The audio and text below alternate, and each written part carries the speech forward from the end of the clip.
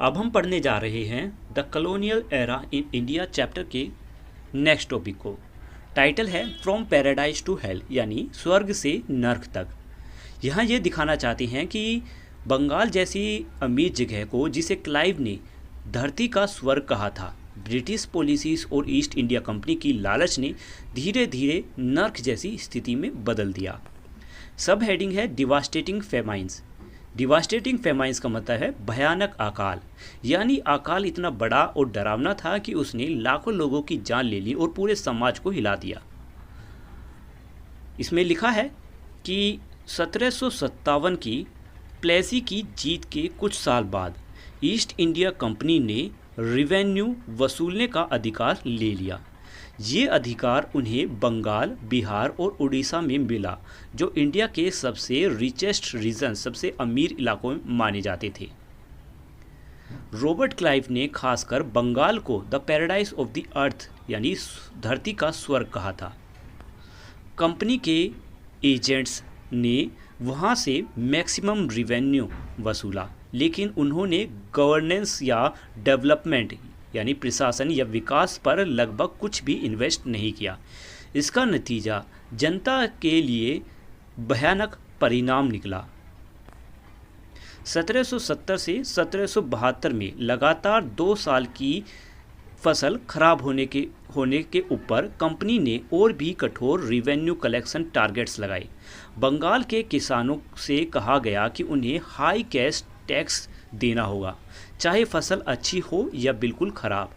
इससे एक कैस्ट्रोफिक फेमाइन, यानी भयानक अकाल पैदा कर दिया। इस फेमाइन ने, इस अकाल में बंगाल की लगभग 1/3 पॉपुलेशन मर गई, यानी लगभग 1 करोड़ लोग मारे गए। हकीकत तो यह थी कि कंपनी ने फेमाइन के दौरान, इस अकाल के दौरान भी रेवेन्यू कलेक्शन टारगेट्स बनाए रखे, बल्कि उन्होंने जमीन कर को और भी ज़्यादा बढ़ा दिया। इस तरह की क्रूरता की निंदा बाद में सिर्फ इंडियन लोगों ने ही नहीं की, बल्कि कुछ ब्रिटिश ऑफिशियल और पब्लिक इंटेलेक्चुअल, यानी सोचने लिखने वाले विद्वान ने भी की, जैसे विलियम डिग्बी, जिनका जिक्र इस चैप्टर की शुरुआत में किया गया था। उदाहरण के तौर पर 1 सदी बाद, लगभग 100 साल बाद, W हंटर नाम के एक ब्रिटिश ऑफिशियल ने लिखा, उन्होंने लिखा कि हर साल जब पूरा देश बर्बाद होता जा रहा था, तब भी इंग्लिश गवर्नमेंट लगातार लैंड टैक्स, यानी जमीन कर बढ़ाती जा रही थी। 1770 की स्टिफलिंग समर, यानी दम घोटने वाली गर्मी के दौरान लोग लगातार मरते चले गए। उस समय हस्बैंडमैन, यानी फार्मर, यानी किसान इतने मजबूर हो गए कि उन्होंने अपने कैटल्स बेच दिए, अपने पशु बेच दिए। उन्होंने अपनी एग्रीकल्चर इम्प्लीमेंट्स, यानी खेती के जो औजार हैं, वो भी बेच दिए। यहाँ तक कि उन्होंने अपने बीज का अनाज भी खा लिया। हालात इतने बुरे हो गए कि किसानों ने अपने बेटों और बेटियों तक बेच दी। लेकिन आखिर में हालात यह हुई कि बच्चे खरीदने वाले लोग भी नहीं बचे। लोग मजबूरी में पेड़ों की पत्तियां और खेतों की घास खाने लगे। दिन रात भूख की से पीड़ित और बीमारी से जूझते हुए बेचारे लाचार लोग बड़ी बड़ी सिटीज़ में आते चले गए। इस तरह W.H. हंटर ने उस समय की बंगाल अकाल की भयानक तस्वीर खींची है। आगे लिखा है कि ऐसी दुखद फेमाइंस, ऐसे दुखद अकाल बार बार पूरे British rule in India, Bharat के ब्रिटिश शासन के दौरान होते रहे। ऐसे दुखद अकाल बार बार पूरे भारत में ब्रिटिश शासन के दौरान होते रहे। उदाहरण के लिए ग्रेट फेमाइन ऑफ 1876 से 1878 में बड़ा अकाल पड़ा। करीब 8 मिलियन इंडियंस, यानी 80 लाख भारतीय मर गए, और उनमें से ज़्यादातर दक्कन के पठार में रहते थे। इस क्राइसिस में इस संकट की गंभीरता को नज़रअंदाज करते हुए कुछ इंडियन ट्रेडर्स अपने स्टॉक्स यानी अपने अनाज का भंडार रोक कर रखते थे। वे ऐसा इसलिए करते ताकि बाद में प्राइस या जो दाम है वो बढ़ने पर ज़्यादा फ़ायदा कमा सके। इस वजह से एक आर्टिफिशियल स्केर्सिटी पैदा हो गई, कमी पैदा हो गई। और उस समय भी ब्रिटिश एडमिनिस्ट्रेशन लगातार अनाज को ब्रिटेन भेजता रहा। सिर्फ राइस ही हर साल लगभग 1 मिलियन टन्स यानी 10 लाख टन भेजा गया। यह सब फेमाइन के अकाल के 3 साल के दौरान हुआ। ऊपर बताए गए उदाहरणों के अलावा British economic policy of free market यानी मुक्त बाजार की ब्रिटिश आर्थिक नीति ने भी अकाल को और भयानक बनाया। इसमें प्राइसेस ऑफ कमोडिटीज़ यानी सामान के दाम को उतार चढ़ाव के लिए खुला छोड़ दिया गया। इसका मतलब था कि सरकार दाम पर नियंत्रण नहीं करेगी। इसलिए लॉर्ड लाइटन जो उस समय वाइसरॉय ऑफ इंडिया यानी भारत के वाइसर थे, उन्होंने आदेश दिया कि गवर्नमेंट किसी भी तरह से फूड के दाम कम करने में हस्तक्षेप नहीं करेगी। उसी समय यानी 1876 में जब बड़ा अकाल अपनी चरम स्थिति पर था, लाइटन ने दिल्ली में एक एक्स्ट्रावेगेंट दरबार यानी भव्य दरबार आयोजित किया, एक मीटिंग की। इसमें पूरे एक हफ्ते तक लाइटन ने दिल्ली में एक भव्य भोजन आयोजित किया। इसमें पूरे एक हफ्ते तक भोज या पार्टी हुई। इसमें करीब 68,000 अधिकारियों और महाराजा को शामिल किया गया। यानी जब लाखों लोग भूख से मर रहे थे तब ब्रिटिश रूलर या ब्रिटिश शासक मतलब जब लाखों लोग भूख से मर रहे थे तब ब्रिटिश रूलर्स ने लग्जरी और दिखावा में इतना बड़ा दरबार किया। आगे लिखा है कि पूरे ब्रिटिश रूल में हुए भयानक अकाल की सही गिनती अलग अलग मानी जाती है। ये गिनती कभी दर्जन बताई जाती है यानी 12, तो कभी 20 से भी ज़्यादा। अलग अलग अकाल और रिपोर्ट्स के अनुसार अलग अलग अकाल कमीशन और रिपोर्ट्स के अनुसार अनुमान लगाया गया कि कुल लोगों की मृत्यु की संख्या 50 मिलियन से 100 मिलियन के बीच थी। यहाँ ह्यूमन इसलिए लिखा गया है क्योंकि इसके अलावा millions of kettles and animal यानी लाखों गाय, बैल और जानवर भी मरे थे। यह मौत की संख्या लगभग उतनी ही थी जितनी वर्ल्ड वॉर 2 में हुई। ब्रिटिश एडमिनिस्ट्रेशंस ने कुछ शहरों में अकाल राहत शिविर खोले, लेकिन ये बहुत कम थे और इनमें पर्याप्त सामान नहीं था।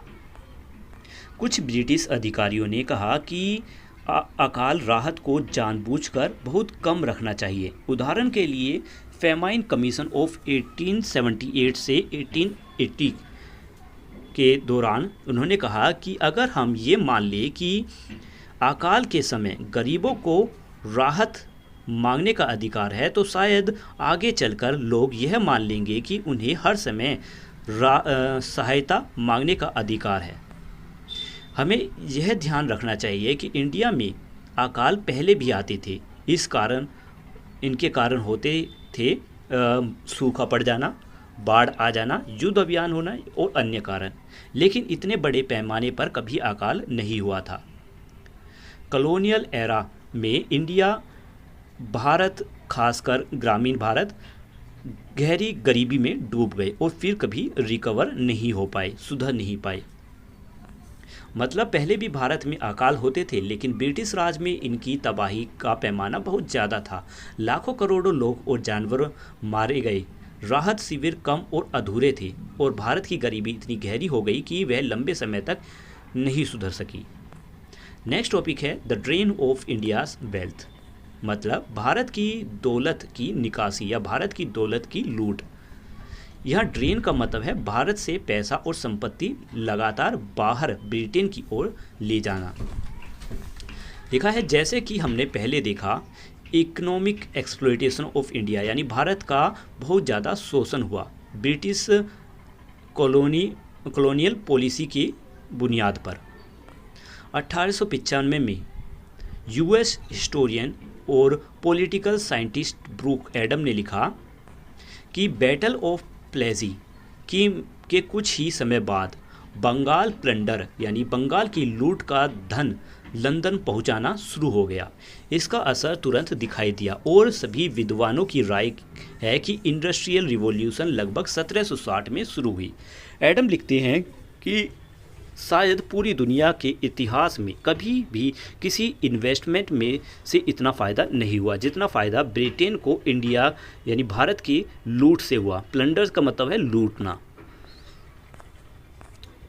आसान शब्दों में कहे तो एडम्स के अनुसार Indian industrial revolution in Britain यानी ब्रिटेन की औद्योगिक क्रांति जिसे बहुत इन्वेस्टमेंट चाहिए था वह संभव हो पाई कुछ ही हद तक भारत की चोरी हुई दौलत से। यह face US historian will Durand ने इस्तेमाल किया था। मतलब ब्रिटेन की इंडस्ट्रियल रिवॉल्यूशन जिसने दुनिया का इतिहास बदल दिया भारत से लूटे गए पैसे और संसाधनों पर टिकी हुई थी। आगे लिखा है कि एडम्स और डिग्बी जैसे स्कॉलर्स जैसे महान इंसानों से प्रेरणा लेकर दादाबाई नौरोजी जो एक रिस्पेक्टेड पॉलिटिकल फिगर थे उन्होंने 1901 में एक किताब लिखी poverty and UN British rule in India. इस किताब में उन्होंने ब्रिटिश रिपोर्ट के आंकड़े इकट्ठे किए और बताया कि भारत से कितनी दौलत ड्रेन की गई, कितनी दौलत निकाली गई। लगभग उसी समय रोमेश चंद्र दत्त जो एक हिस्टोरियन थे, जो एक इतिहासकार थे, उन्होंने भी अपनी book economic history of India में इसी तरह का अध्ययन किया, इसी तरीके की जांच की। इन सभी स्टडीज़ से साफ पता चलता है कि कॉलोनाइज़र यानी ब्रिटिश शासकों ने भारत में बिलियन ऑफ पाउंड निकाल लिए थे, अरबों पाउंड की दौलत की चोरी की थी, छीनी थी। एक रिसेंट एस्टिमेट, एक नया अनुमान जिसे उत्साह पातानिक ने किया, उसमें उसने बताया कि 1765 से 1938 के बीच भारत से 45 ट्रिलियन यूएस डॉलर लूटे गए। यह रकम ब्रिटेन जीडीपी से लगभग 13 गुना ज़्यादा थी। यह पैसा सिर्फ टैक्स से ही नहीं लिया गया बल्कि भारतीयों से पैसे वसूले गए। रेलवे, टेलीग्राफ नेटवर्क और यहाँ तक कि युद्ध का खर्चा भी उनसे ही लिया गया। अगर यह दौलत भारत में ही इन्वेस्ट की गई होती तो भारत इंडिपेंडेंस के समय एक बहुत ही अलग और समृद्ध देश होता। नेक्स्ट है थिंक अबाउट इट। इसमें लिखा है चलो अब हम इस पेंटिंग को फिर से देखें जो फिगर 4.14 में दी गई है, लेकिन इस बार कुछ क्लूज, कुछ संकेत और उसके सिंबल्स के साथ। देखो कि ब्रिटेनिया यानी जो ब्रिटेन का सिंबॉलिक फिगर है वह कॉलोनीज से ऊंचे स्थान पर बैठी है। यह दिखाता है कि उसकी जो सुपीरियर पावर है वह बहुत ज़्यादा है, उसकी ऊंचाई मतलब वह बहुत ज़्यादा श्रेष्ठ है। दूसरी तरफ देखिए कॉलोनीज नीचे की पोजीशन में दिखाई गई हैं और उनका झुका हुआ शरीर बनाया गया है, यानी वह लोग जिन पर ये राज कर रहे हैं। सवाल यह है कि क्या सच में कॉलोनीज ने अपनी वेल्थ ब्रिटेन को ऑफर में दी थी या ब्रिटेन ने उसे छीन लिया था और बलपूर्वक या ताकत से या फिर धोखे से। देखो कि इंडियंस को डार्क कॉम्प्लेक्सन से के साथ दिखाया गया है जबकि ब्रिटेनिया का कॉम्प्लेक्सन हल्का गोरा है। यह दर्शाता है कि उस समय का विश्वास है कि वाइट पीपल यानी गोरी त्वचा वाले लोग खुद को श्रेष्ठ मानते थे, खुद को सुपीरियर मानते थे डार्क स्किन लोगों से। नेक्स्ट है टॉपिक चेंजिंग लैंडस्केप, मतलब बदलते हुए नज़ारे या बदलते हुए हालात। यहाँ इसका मतलब है कि कॉलोनियल रूल ने भारत के जीवन के हर पहलू को बदल दिया था। लिखा है जैसे जैसे कॉलोनियल रूल ब्रिटिश शासन में को बढ़ता गया, जैसे जैसे कॉलोनियल रूल यानी ब्रिटिश शासन बढ़ता गया उसने भारत के जीवन के लगभग हर पहलू पर असर डाला, क्योंकि ब्रिटिश रूलर्स को यकीन था कि भारत को उनके सुपीरियर कॉन्सेप्शन यानी उनके श्रेष्ठ विचार और तरीकों के हिसाब से ढाला जाना चाहिए। नेक्स्ट लिखा है let us briefly look at a few of theirs impact. चलो अब हम उन इम्पैक्ट्स में यानी उन प्रभावों में से कुछ को ब्रीफ में देखते हैं, कुछ डिटेल में देखते हैं। मतलब सब हेडिंग है इसमें decline of India's indigenous industry, मतलब भारत के इंडिजीनियस यानी स्वदेशी या अपने देश के इंडस्ट्रीज़ का गिरावट। लिखा है कि 18वीं सदी से पहले भारत अपनी मैन्युफैक्चरिंग कैपेबिलिटीज़ के लिए बहुत प्रसिद्ध थी, खासकर टेक्सटाइल्स में, जैसे कॉटन, सिल्क, वूल, जूट, हेम्प और कोर यानी नारियल का रेशा। ये सब उस समय की चीफ इंडस्ट्रीज़ थी। खासकर इंडियन कॉटन टेक्सटाइल बहुत फेमस थे। इनमें रिच और इंट्रिकेट डिज़ाइन यानी बारीकी से डिज़ाइन होती थी, ब्राइट कलर होते थे और इनके टेक्सचर अल्ट्रा थिन मुस्लिन यानी बहुत पतले मलमल के कपड़े से लेकर उभरे हुए डिज़ाइन वाले कपड़े तक होते थे। ये सब कपड़े दुनिया के कई हिस्सों में हाई डिमांड में थे। यहाँ पर एम्बोस्ड का मतलब है कि कपड़े पर एक डिज़ाइन जो उभरा हुआ दिखाई देता है। आगे लिखा है कि ब्रिटिश पॉलिसी ने इंडियन टेक्सटाइल पर बहुत हैवी टैक्स लगा दिए जब वो ब्रिटेन में इंपोर्ट होते थे, लेकिन इंडिया को मजबूर किया कि वो ब्रिटिश गुड एक्सेप्ट करे और उस पर सिर्फ छोटे मोटे टैरिफ्स लगाए जाएं। इसके अलावा ब्रिटेन ने सी ट्रेड यानी समुद्री व्यापार और मुद्रा एक्सचेंज रेट अपने कंट्रोल में ले लिया। इस वजह से इंडियन व्यापारियों के लिए एक्सपोर्ट करने पहले जैसा मुश्किल हो गया। इसके नतीजे ये हुए कि इंडियन टेक्सटाइल इंडस्ट्री बर्बाद हो गई। 19वीं सेंचुरी में इंडिया की टेक्सटाइल एक्सपोर्ट बहुत घट गए और उसके साथ ही ब्रिटेन के इंपोर्ट इंडिया में बहुत तेज़ी से बढ़ गए। वो स्किल आर्टिसियंस जो जनरेशन आफ्टर जनरेशन अपना क्राफ्ट करते थे, उनकी हालात ख़राब हो गई।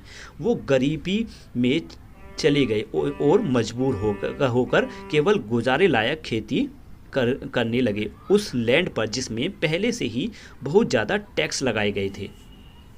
William Bentinck, governor general of India 1834 ने कहा था कि कॉटन वीवर्स की हड्डियाँ इंडिया के प्लेन्स में सफ़ेद हो रही हैं। मतलब उनकी ज़िंदगी इतनी मुश्किल हो गई थी कि वो भूख और गरीबी से मर रहे थे। ऐसी ही हालात इंडिया के दूसरे इंडस्ट्रीज़ की भी हुई, जैसे आयरन, स्टील, पेपर और भी गुड्स। कॉलोनियल रूल के दौरान इंडिया के शेयर इन वर्ल्ड जीडीपी लगातार गिरता हो गया और इंडिपेंडेंस के टाइम तक सिर्फ 5% के आसपास बचा। सिर्फ 2 सेंचुरीज़ के अंदर दुनिया का एक सबसे रिच लैंड इंडिया दुनिया के सबसे पुअर लैंड में बदल गया। मतलब इंडिया की अपनी लोकल इंडस्ट्री जैसे textile, iron, steel, paper etc ये धीरे धीरे बर्बाद हो गई और ब्रिटिश रूल के दौरान। नेक्स्ट टॉपिक है डिसमेंटलिंग ट्रेडिशनल गवर्नेंस स्ट्रक्चर। मतलब इंडिया के पुराने गवर्नेंस जो अपने रूल्स और सिस्टम पे चलते थी उसको ब्रिटिश ने तोड़ दिया और अपना सिस्टम इम्पोज किया। इसमें लिखा है ब्रिटिश कॉलोनाइजेशन से पहले इंडिया में लोकल सेल्फ गवर्नेंस के वेल ऑर्गेनाइज सिस्टम थे। मतलब हर लेवल पर अपना एक मजबूत सिस्टम था। विलेज काउंसिल यानी गांव की पंचायतें कम्युनिटी के काम मांगा करती थी।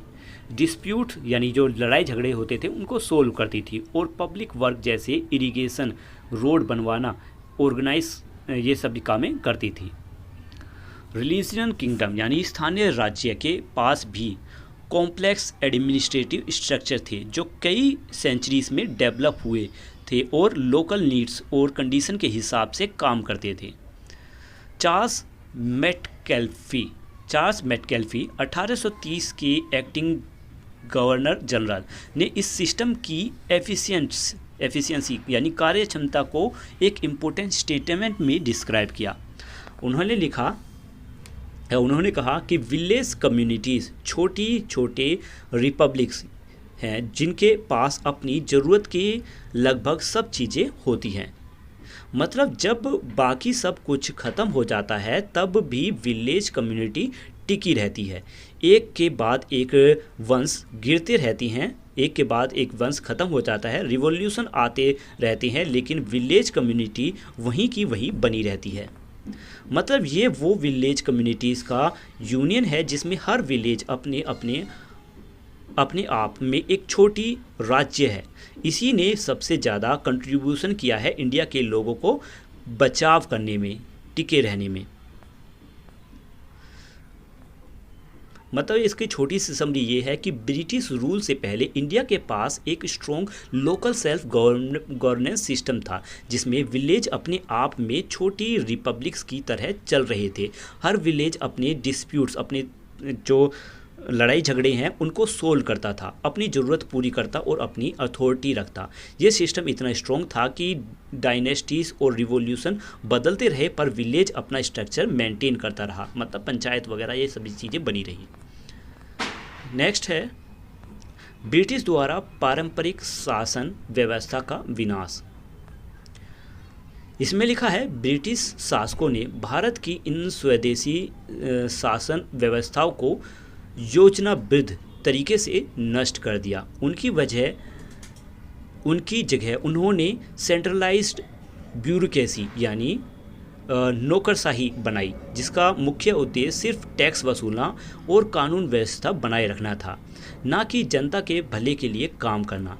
इस बदलाव ने सैकड़ों सालों से चल रही गांव की पंचायत और कम्युनिटी डिसीजन मेकिंग यानी समुदाय पर निर्माण प्रणालियों को बहुत पूरी तरह से बर्बाद कर दिया। ब्रिटिश ने भारत में अपने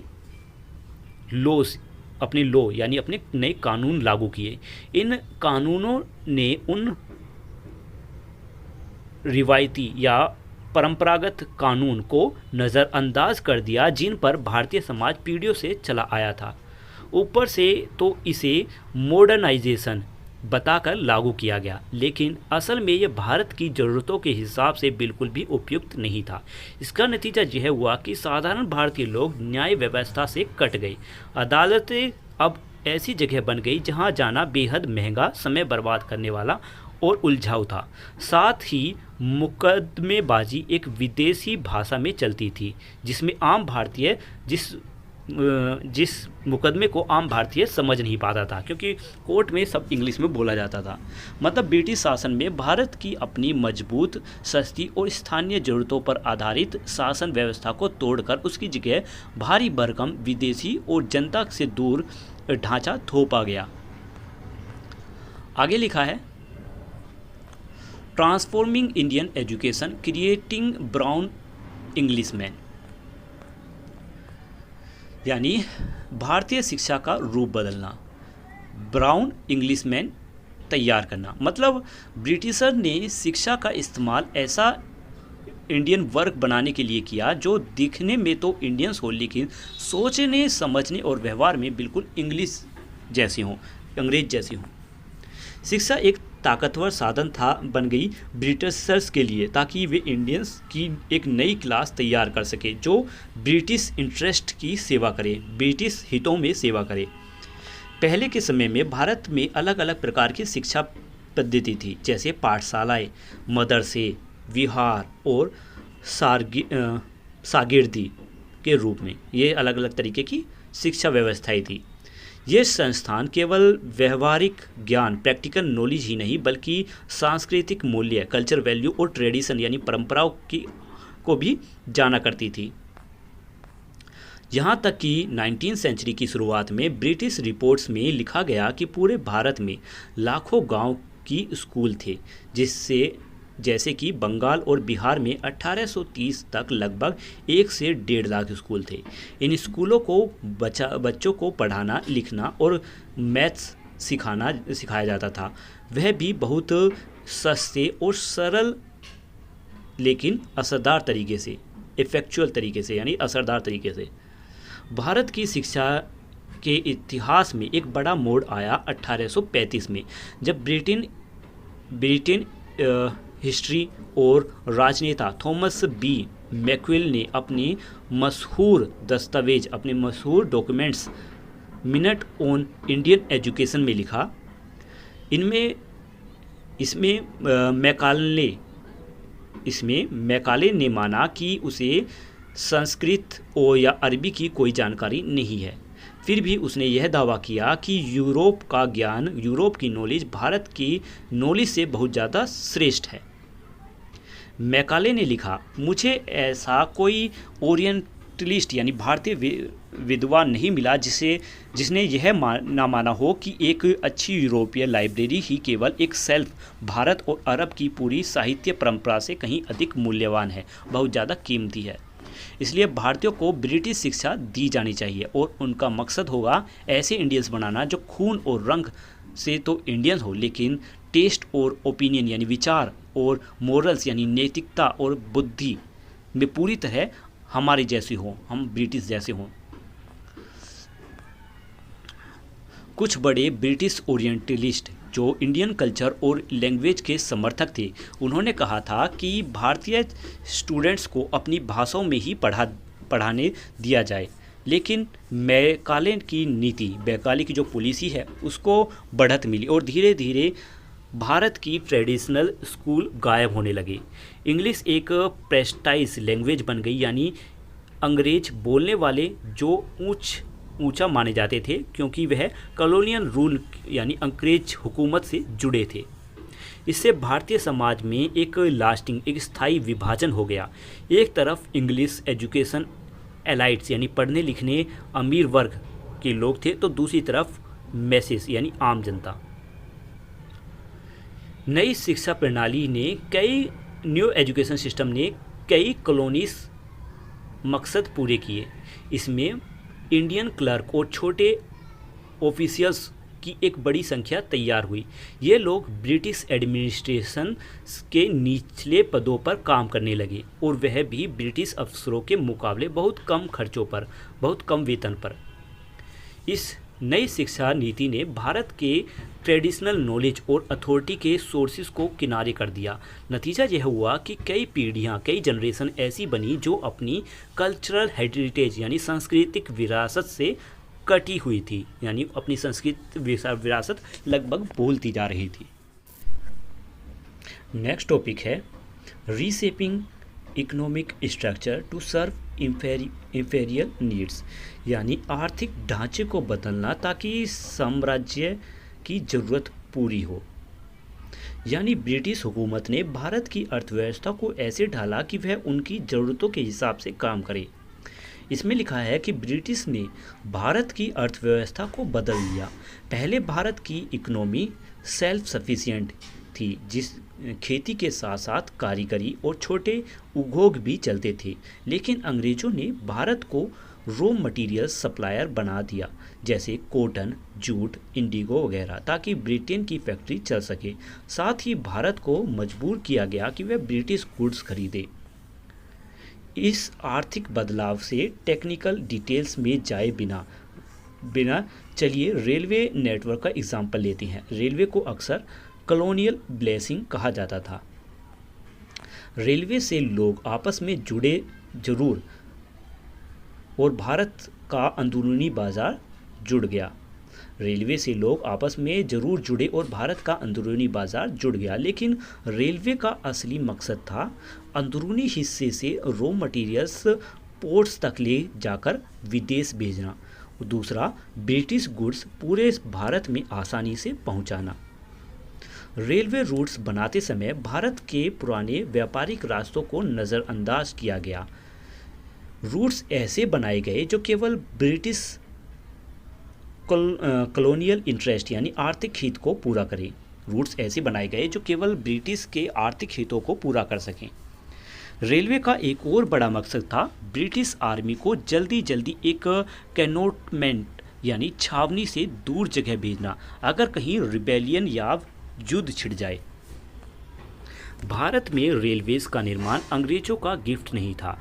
इसका खर्चा भारतीयों ने टैक्स रिवेन्यू से यानी भारतीयों के पैसे से ही दिए और वह पैसा इंफ्रास्ट्रक्चर बनाने में लगा जो ब्रिटिश की मिलिट्री और व्यापारिक ज़रूरतों को पूरा करे, ना कि भारतीय जनता की ज़रूरतों को। यही हाल टेलीग्राफ नेटवर्क का भी था।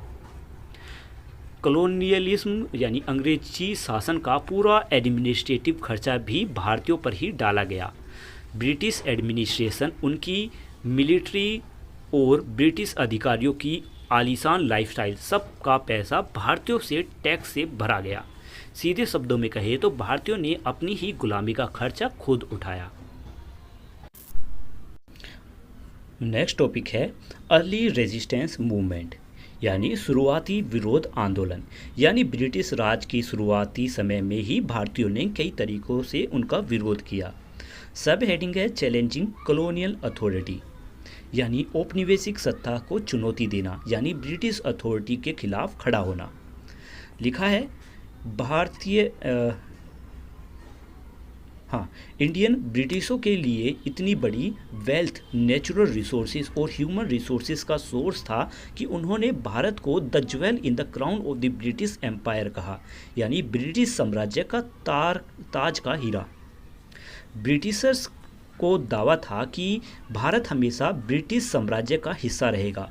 ब्रिटिश साम्राज्य को कहा जाता था the empire on which the sun never set, यानी इतना बड़ा साम्राज्य कि हर वक्त उसकी किसी न किसी जगह पर सूरज चमकता ही रहता है।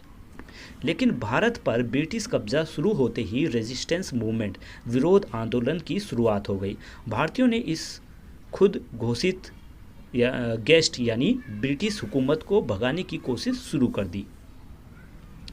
हम कुछ ऐसे आंदोलन को ब्रीफली सर्वे करेंगे, लेकिन इससे पहले ब्रिटिश इंडियन एम्पायर का नक्शा देखते हैं। नक्शे में लाल और गुलाबी रंग के इलाके वे हैं जो सीधे ब्रिटिश प्रशासन के अधीन थे। पीले रंग वाले क्षेत्र वे प्रिंसी स्टेट हैं या वे रियासतें हैं जिनकी चर्चा हमने पहले की थी, और काली रेखाएं रेलवे लाइंस को दर्शाती हैं। नेक्स्ट हेडिंग है द सन्यासी फ़कीर रिबेलियन, यानी सन्यासी फ़कीरों का विद्रोह, यानी हिंदू सन्यासी और मुस्लिम फ़कीरों द्वारा किया गया विद्रोह। भारत में शुरुआती ऑर्गेनाइज रेजिस्टेंस मूवमेंट यानी संगठित विरोध आंदोलन में से एक, जिसे सन्यासी फ़कीर रिबेलियन कहा जाता था, 1770 के भयानक अकाल के बंगाल में से शुरू हुआ। ग्रुप ऑफ सन्यासी यानी हिंदू सन्यासी और फ़कीर जो परंपरागत रूप से यात्रा और दान के लिए स्वतंत्र रूप से घूमते थे, उनकी गतिविधियों को ब्रिटिश ईस्ट इंडिया कंपनी की नीतियों ने रोक दिया। खास कर नई लैंड पॉलिसीज़ और कर नीतियों ने, टैक्सेशन पॉलिसीज़ ने उन्हें बहुत प्रभाव किया। सन्यासी और फ़कीरों के असली मोटिवेशन पर बहस होती रहती थी, लेकिन अगले 3 दशकों तक, 30 सालों तक उन्होंने ब्रिटिश खजानों और टैक्स कलेक्टर्स पर हमला किए। ब्रिटिशर्स ने उन्हें बैंडिट्स यानी डकैत कहा। कुछ को एग्जीक्यूट यानी सजाए मौत दी गई, और अंत में ब्रिटिश ने अपनी सुपीरियर फोर्सेस से शक्तिशाली सेना का उपयोग करके उन्हें भी हरा दिया। यह विद्रोह बाद में बंगला लेखक बंकिम चंद्र चट्टोपाध्याय को उनकी मशहूर नोवेल आनंदमंथ 1882 में लिखने की प्रेरणा बना। इस नोवेल के गीत वंदे मातरम था, जिसे 20वीं सदी की शुरुआत में भारतीयों को स्वतंत्रता संग्राम में प्रेरित किया और आज़ादी के बाद भारत का राष्ट्रीय गीत बना। आज की ये वीडियो यहीं तक, मिलते हैं नेक्स्ट वीडियो में। यहाँ तक का एक्सप्लेनेशन कैसा लगा इस बारे में कमेंट में लिखकर जरूर बताएं। मिलते हैं नेक्स्ट वीडियो में, तब तक के लिए बाय बाय। अब हम